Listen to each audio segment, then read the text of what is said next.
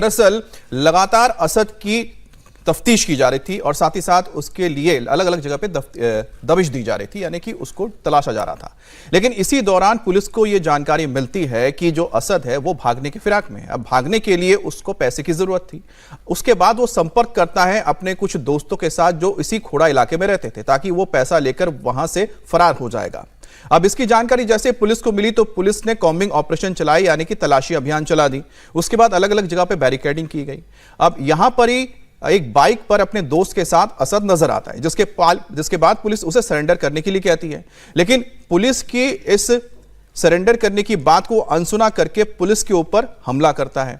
अब जवाबी कार्रवाई पुलिस भी करती है। दोनों तरफ से 10 राउंड फायरिंग होती है, जिसमें एक पुलिस के कांस्टेबल भी घायल हो जाते हैं और पुलिस की जवाबी कार्रवाई में यह असद ढेर हो जाता है और उसका दोस्त मौके से फरार हो जाता है। लेकिन ये जो पूरी घटना सामने आई थी, इसको लेकर आप कह सकते हैं कि लोग स्तब्ध थे, क्योंकि एक 17 साल के 10वीं के छात्र को जिस तरह से बेरहमी से मारा गया, उसके बाद सवाल उठ रहा था कि आखिरकार ये जो असद है इसके दिमाग में किस तरह की मानसिकता रही होगी कि वो पहले से तय करके आया था कि किस तरह से उसको मौत के घाट उतारेगा। और यह वही बाइक है और यह वही जगह है जहां पर एनकाउंटर हुआ था। तो आप देख सकते हैं कि ये एक खाली इलाका है। हो सकता है कि पुलिस ने जब धावा किया तो वो बाइक लेकर भागा होगा बचने के लिए। उसके बाद वो सुनसान इलाके में पहुंचा जहां पर ये बाइक पड़ी हुई है और यहां पर ही ये एनकाउंटर हुआ है, जहां पर इस वक्त पुलिस के तमाम अधिकारी भी मौजूद हैं, पुलिसकर्मी मौजूद हैं। 10 राउंड इसमें फायरिंग हुई है, एक दो नहीं 10 राउंड फायरिंग हुई है। और ये आप हथियार भी देख सकते हैं, जिस हथियार का इस्तेमाल किया गया बताया जा रहा है असद की ओर से। और उसके बाद जवाबी कार्रवाई में असद ढेर हो गया, उसका दोस्त मौके से फरार होने में कामयाब रहा है। अब फॉरेंसिक की टीम और तमाम जो यहां पर जांच एजेंसियां हैं सबूत इकट्ठा कर रही है और पुलिस ने 50,000 का इनाम भी घोषित किया था असद के ऊपर। तो ये ताज़ा तस्वीरें आप देख रहे हैं घटनास्थल की, जहां पर एनकाउंटर हुआ और 3 तस्वीरें आप देख सकते हैं किस तरीके से। और हमारे साथ शोएब इस वक्त जुड़ गए हैं। शोएब, आपके पास क्या जानकारी है? ये तो बड़ी कामयाबी मिली है पुलिस को, क्योंकि लगातार पुलिस के ऊपर सवाल उठाया जा रहा था।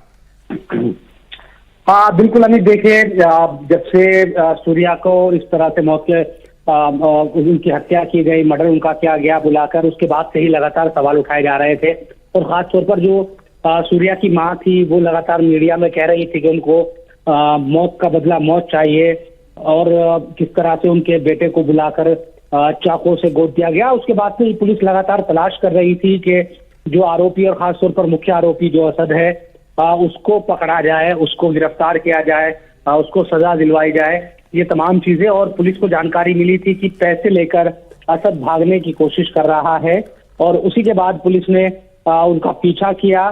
तो पुलिस पर फायरिंग की गई। एक जो पुलिसकर्मी है वो जख्मी भी हुआ इस पूरे इनकाउंटर में, जिसके बाद आत्मरक्षा में गोली चलाते हुए पुलिस ने असद को मार गिराया, उसका इनकाउंटर कर दिया।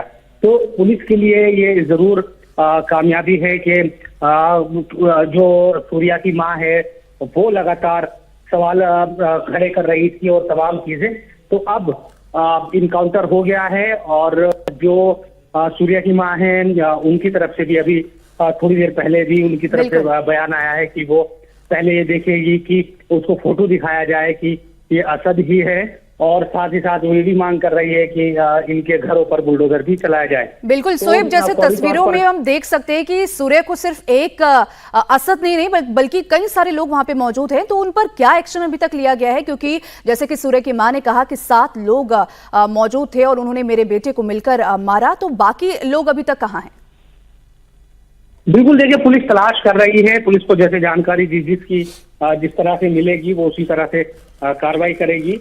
असद इसमें मुख्य आरोपी था और असद की तरफ से ही कहा जा रहा है कि उसकी तरफ से ही बुलाया गया था, चाकू से उसकी तरफ से ज्यादा वार किए गए। तो पुलिस ने, हो सकता है कि दूसरे लोगों की भी जो तलाश है, जाहिर सी बात है पुलिस कर रही है, लेकिन उनकी लोकेशन का उस तरह से पता नहीं चल पाया हो। जी लेकिन शोएब, लेकिन इस बीच क्योंकि दिल्ली एनसीआर का इलाका है जहां पर यह घटना हुई थी, उसके बाद खुद मुख्यमंत्री ने भी इस पूरे मामले में संज्ञान लिया था और लॉ एंड ऑर्डर जिसको लेके मुख्यमंत्री या फिर सरकार की जहां पर तारीफ की जाती है वहां पर आलोचना होने लगी। तो कितना अहम हो गया था पुलिस के लिए कि उसके ऊपर जो ये सवाल खड़े किए गए हैं उन सवालों का जवाब दिया जाए। बिल्कुल, देखिए उत्तर प्रदेश में लगातार ये बात कही जाती है कि जो क्रिमिनल है वो क्राइम करते हुए घबराते हैं। उन्होंने या तो इनकी क्योंकि मुख्यमंत्री योगी आदित्यनाथ साफ तौर पर इस बात को कहते हैं कि अगर आपने क्राइम किया तो आप बख्शे नहीं जाएंगे, और हम हर घटना के बाद ये चीजें देखते भी है। लेकिन इस घटना ने यकीनन सबको चौंकाया कि इस तरह से बुलाकर कई लड़कों ने एक साथ सूर्या को मारा और चाकू से गोद दिया। तो सवाल खड़े हुए थे, लेकिन ये सबको पता था कि जो अंजाम होगा हत्यारों का वो क्या होगा, ये भी सब जानते हैं, और वही चीजें अब निकलकर सामने भी आई है। तो कुल मिलाकर अगर आप क्राइम करते हैं तो क्राइम करने में आप कामयाब हो भी जाते हैं तो अंजाम आपका यही होगा जो असद का हुआ। वही चीजें हमेशा देखने को मिलती है। शुरुआत से आप देखिए किसी भी घटना में वही तमाम चीजें यहाँ पर भी देखने को मिली।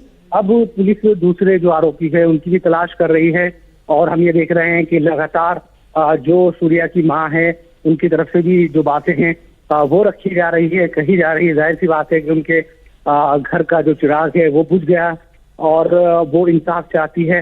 इसीलिए वो लगातार कह रहे हैं कि सिर्फ इनकाउंटर नहीं बल्कि आरोपियों के घर पर बुलडोजर भी चलाया जाए। तो हो सकता है कि आने वाले दिनों में तमाम जो कार्रवाइयां है वो भी देखने को मिले। लेकिन शोएब, जैसा आप बता रहे हैं कि उत्तर प्रदेश में जैसा कि मुख्यमंत्री योगी आदित्यनाथ ने लगातार कहा है क्रिमिनल से कि अगर वो क्राइम कर रहे हैं, कोई अगर वो जुर्म कर रहे हैं तो ये ना सोचे कि वो बच जाएंगे, उनको अंजाम तक पहुंचा दिया जाएगा और जो पीड़ित परिवार है, जो भी पीड़ित है, उसको इंसाफ मिलेगा। और सूर्यापुरे इस मर्डर केस में जिस तरह से लगातार लोगों का गुस्सा भड़का था, लोग जिस तरह से इंसाफ की मांग कर रहे थे, पुलिस पर बहुत ज्यादा दबाव था और सीधे मुख्यमंत्री ने इस पूरे मामले में संज्ञान लिया था, जिसके बाद पुलिस हरकत में आई और आखिरकार जो मुख्य आरोपी था असद, उसे एनकाउंटर में